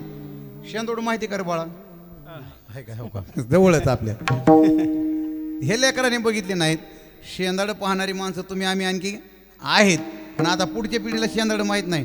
ककडी माहिती का नाही बाळा, बघा आहे का हो का मान हलेल ते ककडी माहिती. काकड्याला ऊत आलाय महाराज, बाजारात सगळ्या काकड्याच झाल्यात आहे. शेंदाड गेली पार सगळी नाही का, कडू शेंदाड राहिली नाहीत. मग एक जणांनी विचारलं महाराज मग का गेली बरं. तुकाराम महाराजांनी अभंगात लिहिली ना, गेली का कडू शेंदाड होती का गेली. आता म्हणलं हिथं तर काय कुठं उत्तर नाही बुवा, आता गात्यात नाही कुठं काय नाही काय नाही. म्हणलं मात्यातलंच काढावं लागेल. म्हणलं का गेली ते मला सांगा ना पण का गेली. मी म्हणलं काय ते शेंदाडूच कडू होती. म्हणले हो म्हणले आम्हाला माहिती कडूच होती पण गेली का. मी म्हणलं त्याचं कारण आहे त्या शेंदाड्याने असा विचार केला की आपल्याला खाणारी भविष्यातली आपल्यापेक्षा अति कडू जन्माला येणार आहे त्यापेक्षा आपण राहायचं ना का आपण निघून चला म्हणून गेली म्हणलं. ते म्हणला प्रश्नाचं उत्तर मिळालं आता विचारणार नाही म्हणलं तुम्हाला. काय आहे महाराज हे कालबाह्य उदाहरणं झाली पण जगद्गुरु तुकोबारायांनी अवस्था मांडली ना आपली त्याच्यातून. तैसे झाले माझ्या जीवा केव्हा भेटशी हे केशवा तुम्हाला कधी भेटशील. महाराजांनी दुसरं उदाहरण दिलं चुकली या माय बाळ हुरू हुरू बाई तैसे झाले माझ्या जीवा केव्हा भेटशी हे केशवा. एखादी माय जर आपल्या बाळाला जर चुकली महाराज तर ती जी अवस्था काय आहे ती चुकलेल्या बाळाच्या माईची आपण प्रत्यक्षात पाहाल तेव्हा कळू आपल्याला. माझ्या डोळ्याने मी पाहिलेलं उदाहरण आहे दृष्टांत नाही काय नाही सत्य परिस्थिती सांगतो. मी एके दिवशी पुण्याहून कार्यक्रम येत असताना रात्री 1-1:30च्या सुमारास नगरच्या स्टँडवर उभा होतो आणि नगरच्या स्टँडवर उभा असताना नगरच्या स्टँडवर एक बाई सुशिक्षित बाई हातामध्ये बॅग वगैरे सगळं घेऊन आणि एका छोट्याशा मुलाला अशा मुलाला घेऊन ती उभा होती आणि भरपूर माणसं होती. आता गाड्यांना टाईम होता रात्रीचा प्रवास नाही का आणि ती बाई अगदी त्या मुलाला घेऊन तिथं प्रवासात आणि तिथं त्या प्लॅटफॉर्मवर उभा. सत्य परिस्थिती सांगतोय त्या बाईला बाथरूमला जायचं असतं त्या मुलाला सांगितलं ही पिशवी इथं थांब मी बाथरूमहून येते. आम्ही सुद्धा तिथं जवळ होतो पण ती बाई गेली बाथरूमहून कधी आली आम्ही गाडी तोवर दुसरी आली पाठी बघायला गेलो तर माणसं पांगली काय झालं पण ती पोरगच गायब केलं महाराज. ती बाई बाथरूमहून येईपर्यंत काय झालं ते पोरगच गायब केलं. पिशव्या तशात पिशव्याला हात नाही लावला फक्त पोरगं नेलं आणि पोरगं नेल्याच्या नंतर ती बाई जर आली पाहती तर पिशव्यान मुलगा नाही इकडे तिकडे पाहू लागली मुलगा कुठंच दिसेना महाराज. अख्ख्या स्टँडमध्ये तिची जर अवस्था होती ना महाराज कसल्या माणसाने पाहिलं तरी अगदी पोटातच तुटायचं नुसतं. ती बाई अशी 2-2 माणसाला आवरत नसं अंग टाकून द्यायची कुंकड बी काय मुलगाच दिसना. तुकाराम महाराजांनी उगाच इथे लिहिलं नाही चुकली या माय बाळ हुरू हुरू वाय तैसे झाले माझ्या जीवा केव्हा भेटशी केशवा. तुकोबाराय सांगतात की माझ्या जीवनामध्ये ही परिस्थिती निर्माण झाल्यामुळं आठवला बाप माय येईल काय मुळ नेनो ज्ञानेश्वर ज्ञानराज मावले ज्ञानेश्वर मावले ज्ञानराज मावले ज्ञानेश्वर मावले ज्ञानराज मावले ज्ञानेश्वर मावले ज्ञानराज मावले ज्ञानेश्वर मावले ज्ञानराज मावले ज्ञानेश्वर मावले ज्ञानराज मावले द्वारा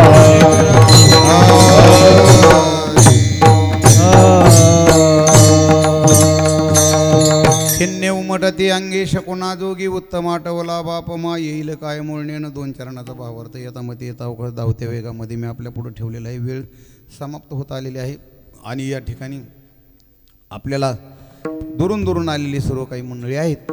नियोजित वेळेमध्ये आपण हे सेवा समर्पण करत असताना राहिलेले 2 चरणाचा शब्दशार्थ मी मगाच सांगून गेलेलो आहे.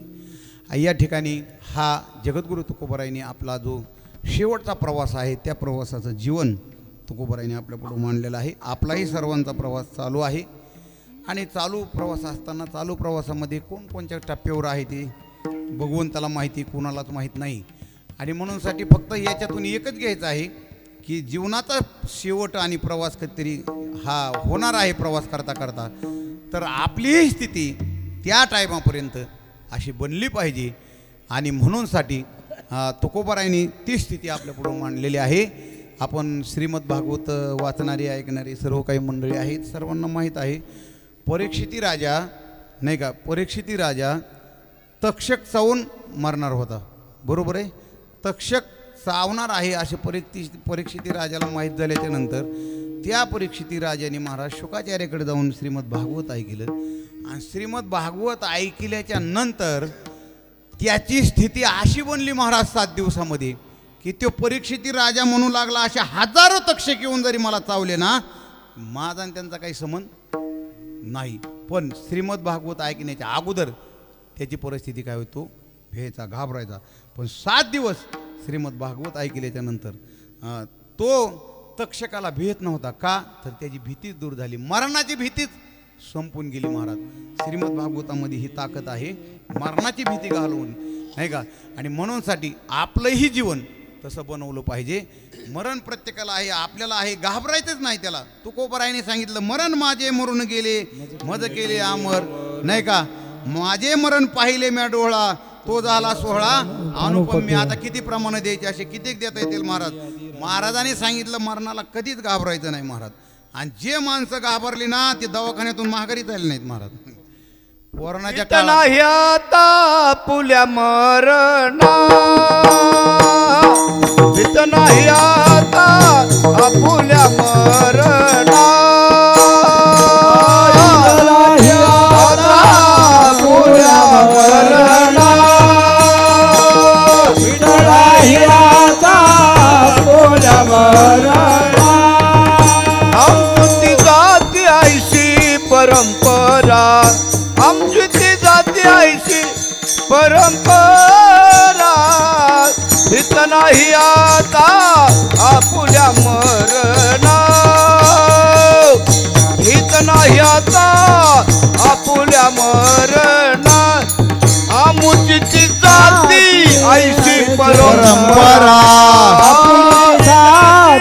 ऐशी परंपरा, भीत नाही आता आपुल्या मरणा,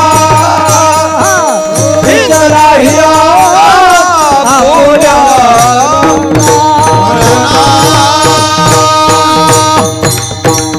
जगद्गुरु तुकोबाराय म्हणले घाबरतच नाही, भीतच नाही आपल्या मरणाला. आता मी भीत नाही महाराज. आणि म्हणून असं धट राहायचं महाराज. जे माणसं धट राहिली ना ते कोरोनातून सुद्धा माघारी आली महाराज. जे माणसं घाबरली ती गेली, व्यायचंच नाही महाराज. आपण निश्चिंत राहायचं. तुम्ही म्हणता कीर्तनातूनच सांगता का फक्त? नाही नाही नाही, आपण वागतोय बी तसंच. घाबरतच नाहीत आपण मरणाला महाराज. मी आणखी एकही लस घेतली नाही, तुम्हाला सत्य सांगतो, एकही लस घेतली नाही. मला लोक म्हणतात काय घेत नाहीत, घ्या ना कुठंतरी. माझ्याकडं 3 जागेवर महाराज माणसं आली, लस घ्या लस घ्या, तुमच्यासाठी ठेवलेली आहे. म्हणलं मला घ्यायचीच नाही, घेणार नाही. तुम्हाला सांगतो काही माणसं म्हणतात मग तुम्हाला पांडुरंगाच्या दर्शनाला येऊ देणार नाहीत, आळंदीला जाऊ देणार नाहीत, एसटीत आडवीतील. म्हणलं आडविल्यावर बघू. तोवर तर मला एक गुरु भेटला बी. तो म्हणला काय नाही, तुमचं आधार कार्ड आणून द्या. म्हणला झाली अशी शिक्का मारून देतो म्हणला. पण लोक विचारतात काय घेत नाहीत. मला छोट्याचे द्या सोडून आमच्या तालुक्याचे आमदार रोहितदादा पवार त्यांचे वडील माझ्याकडे भेटायला आले. 3 वेळेस दर्यात भेटायला आले. जिथं गाडी येत नाही तिथं ते स्वतः आले. आणि आल्यावर मला म्हणले महाराज तुम्ही लस घेतली का? म्हणलं नाही घेतली. म्हणले काय घेतली नाही? मला काहीच कळालं महाराज. 5 मिनटं उत्तर काय द्यावं ह्या माणसाला, नाही का. मोठा माणूस आहे, काय उत्तर द्यावं भाऊ आता. म्हटलं सर्वसामान्य माणसाला सांगता येते काहीतरी उडीची उत्तरं, हे माणसाला काय द्यावं. मी म्हटलं हे पहा म्हणलं दादा, म्हणलं मी लस घेतली नाही आणि घेणार नाही. म्हटलं अहो पण म्हणले का घेणार नाही? म्हणलं काय लस घेतल्याच्या नंतर जर कोरोना झालाच नसताना तर म्हणलं मी लस घेतली असती. लस घेतल्याच्या नंतर सुद्धा कोरोना होतोयच ना. ती म्हटली होतोय पण मरत नाही. तेवढा माणूस तो सहन करू शकतो त्रास, मरत नाही म्हटली. मी म्हटलं नाही नाही तसं वाचण्यासाठी लस नाही घ्यायची म्हणलं आपल्याला. ते म्हणले का? म्हणलं आपली आत्ता तयारी मरायची. काहीच नाही, रडणार नाही कुणी, काय नाही, बायका नाहीत, पोरं नाहीत, काय नाही काय नाही, कुणाचं काय संबंध नाही, काय नाही, कुणाचं घेतलेलं नाही. बरं मठ बी नाही, वारसदार नियम व्हायचा आहे, गबाळ काय बँकेत लावून ठेवलं आहे त्याला वारस करायचं, काही चिंता नाही. म्हणलं आज जरी आला तरी आज बी जायची तयारी आपली. दिंडी नाही, मठ नाही, फळ नाही, काय नाही, काय चिंता आहे महाराज. आपण असेच आहोत. मग कशाला लस घेऊन लय दिवस जगायचे, उगं याच वाढवीत बसायचं आयुष्यात. त्यामुळं आपली आज बी तयारी तुम्हाला सांगतो. फक्त घाबरायचं नाही. ज्या दिवशी जायचे त्या दिवशी आपण जाणार. तुम्ही लशी घ्या, तुम्ही नका घेऊ, तुम्हाला कोरोना होऊ द्या नाही होऊ द्या, सटवीने जे अक्षर लिहिलेले आहेत ना त्या दिवशी जाणार म्हणजे जाणार. आणि जोपर्यंत संपलेला नाही ना तोपर्यंत जाऊ शकत नाहीत महाराज. कोरोना होऊ द्या, काय व्हायचे ते होऊ द्या, जाऊ शकत नाहीत आपल्याला, कुणीच उचलू शकत नाही. आणि म्हणूनसाठी असा ठाम निश्चय करायचा, घाबरायचं नाही महाराज. आणि जीवन जगत राहायचं, त्या मरणाला कधीच भ्यायचं नाही. अशी स्थिती आपल्या जीवनामध्ये करून आपण हा प्रवास करायचा आहे. तर आपल्याला कुठल्याही प्रकारचं दुःख लागणार नाही. आणि अशा प्रवास ज्यांनी आपला आता शेवट गाठलेला आहे आणि गेलेले आहेत असे लिंबाजी अण्णा यांच्या आज या गोड जेवणाच्या निमित्ताने आपणही प्रतिज्ञा करायची, जीवनामध्ये कुठली भीती बाळगायची नाही आणि फक्त भगवंताचं चिंतन करत राहायचं महाराज. चिंतने चिंतने तद्रूपता भगवान परमात्मा बरोबर करतो. आणि म्हणूनसाठी आपण त्या भगवंताचं चिंतन करीत काळ घालायचा. चिंतने सरे तो धन्य धन्य काळ, असं त्या भगवंताचं चिंतन करायचं. आणि त्या भगवंताचं चिंतन असल्याच्या नंतर काय ताकद आहे महाराज आपल्याला, काय व्हायची, कायच घाबरायचं नाही. मी 2 वर्षाच्या काळात एकही माणसाला म्हणलो नाही जरा पलीकडे सारखा जरा तोंडाला मास लावा, अरे ये म्हणलं काढ मास म्हणलं. काल जामखेडच्या स्टँडमध्ये एका माणसाने उगं मास लावला आणि जेहारी करायचं. मला काय ओळखू नाही, ते मुंगशी घातल्यावर माणसं ओळखू येत नाहीत बघा, लय अवघड झालंय. मी म्हणलं ती काढा बाजूला म्हणलं आणि त्यांनी बाजूला काढायच्या नंतर मी म्हणलं राव पोकरूटचे तुम्ही जेहारी काय म्हणलं ते कायला मुंगशं घातलंय सारखं. बरं मी म्हणतो ठीक आहे गर्दीत गेल्यावर घाला ना, एकटे मारायला लागला तरी कायला घालता ती तसली, त्यांनीच रोग व्हायला लागलेत माणसाला तिथली तिथं हवा ओढून. म्हणूनसाठी हा समाजात घुसल्यावर तुम्ही अवश्य, मी कोरोनाच्या विरोधातला माणूस नाही, लक्षात ठेवा. जिथं बंधनं पाळायचे तिथं अवश्य पाळा नाही का, परंतु जिथं गरज नाही ना तिथं रानात तुम्ही कामं करताय तिथं कायला मुंगशी घालून मारत आहे, तिथं उगं मोकार, तिथं कुठला कोरोना आलाय. घाबरू नका, जे घाबरलेल्या माणसाला काही नाही झालं तरी कोरोना झालेत. म्हणून ही एक जाता जाता संदेश देतो. आणि अण्णांच्या या गोड जेवणाच्या निमित्ताने झालेली सेवा अण्णाला श्रद्धांजली म्हणून या ठिकाणी समर्पण करत असताना आज या ठिकाणी खूप महाराज मंडळी या ठिकाणी उपस्थित आहेत. आमचे सालसेचे महाराज आहेत, या ठिकाणी अमोल महाराज आहेत, भाऊसाहेब महाराज आहेत, या ठिकाणी आमचे सुशील महाराज आहेत, कीर्तनकार शंकर महाराज आहेत नाही का. आता किती कीर्तनकाराची यादी द्यावं, ही तर सगळे कीर्तनकारच आहेत महाराज. आणि एक होऊन बळी रे नाही का. हनुमान काका आहेत, दौलत गुरुजी आहेत, मृदंगाचार्य आमचे शिवाजीराव, ही सगळी विद्यार्थी मंडळी नाही का, अण्णा आहेत, नितीनराव आहेत, ही सगळी भजनी मंडळी अगदी एका चढीत एक सगळे.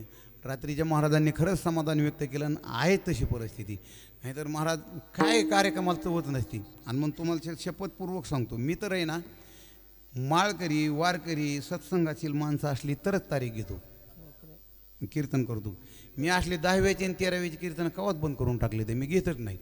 भुगम मोकरा आपल्या ती फिलेली असतात आणि त्यांचं वर्ण नको पाकिटासाठी हाणायचं, काय उपयोग आहे का त्याचा. आपण बी नारकाला आणि ती बी नारकाला गेलेलीच आहेत पुढं, आणि मागून पैशासाठी आपण जायचं.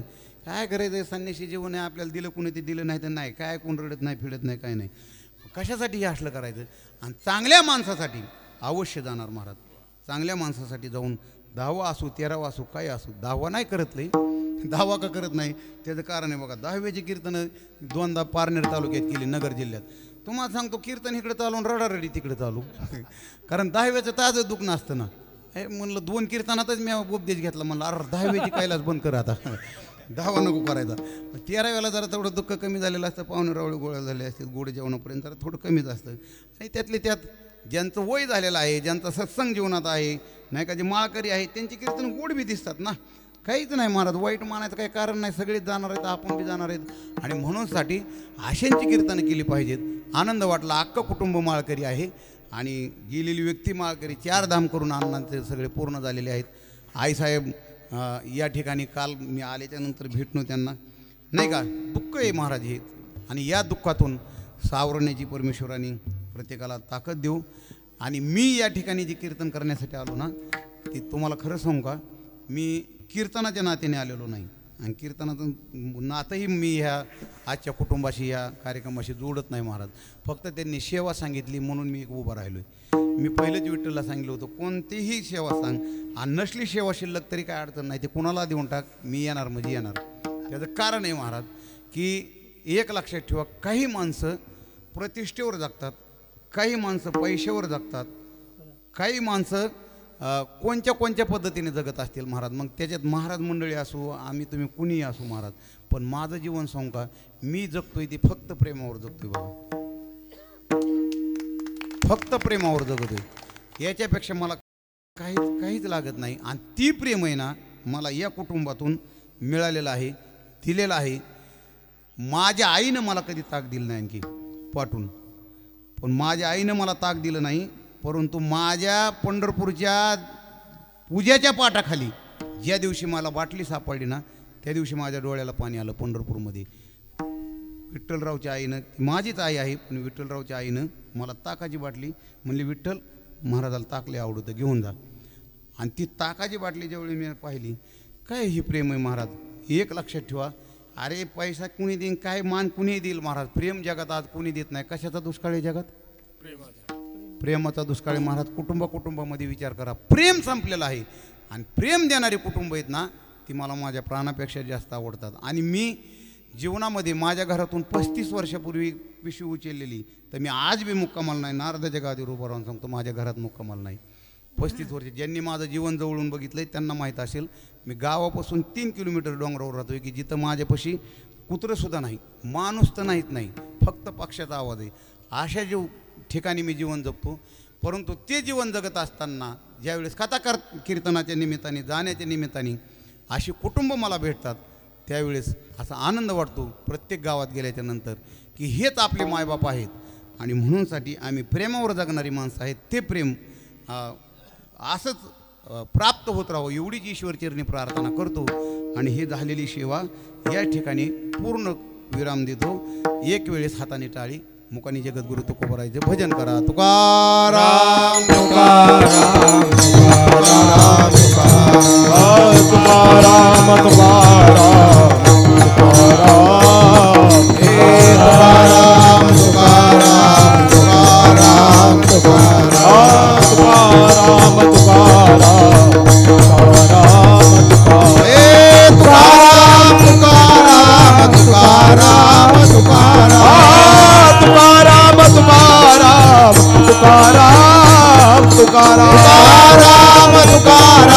तुकाराम तुकाराम तुकाराम तुकाराम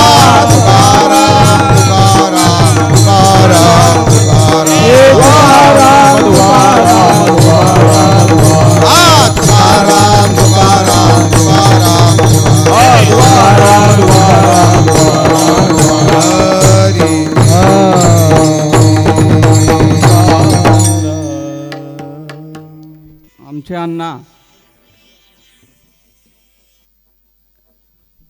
12 तारखेला वैकुंठवास झाला.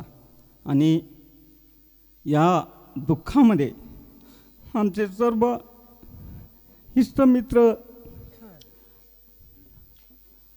सर्वजण सहभागी झाले आणि या दुःखाला सावरण्याचं काम केलं.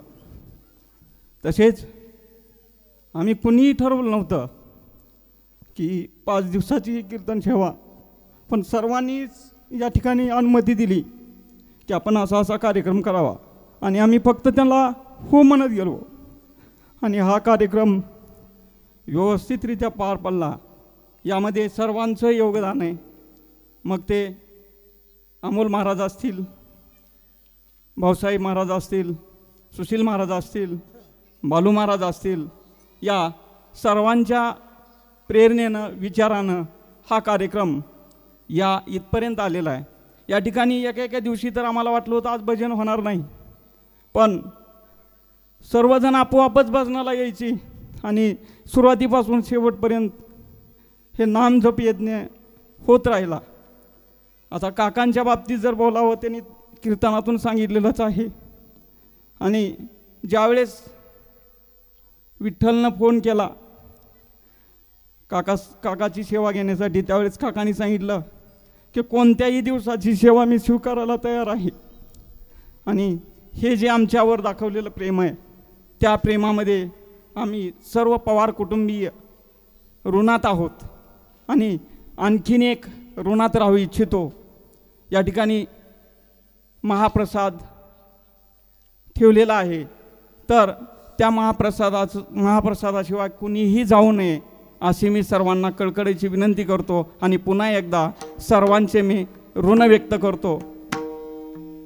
आम्ही जातो तुम्ही कृपा द्यावी, आम्ही जातो तुम्ही कृपा द्यावी. सकळा सांगावी विनंती माझी, सकळा सांगावी विनंती माझी, सकळा सांगावी विनंती माझी. वाढ वेळ झाला उभा पांडुरंग, वाढ वेळ झाला उभा पांडुरंग, वाढ वेळ झाला उभा पांडुरंग, वाढ वेळ झाला उभा पांडुरंग. वैकुंठा श्रीरंग बोलावी तू, वैकुंठा श्रीरंग बोलावी तू, वैकुंठा श्रीरंग बोलावी तू.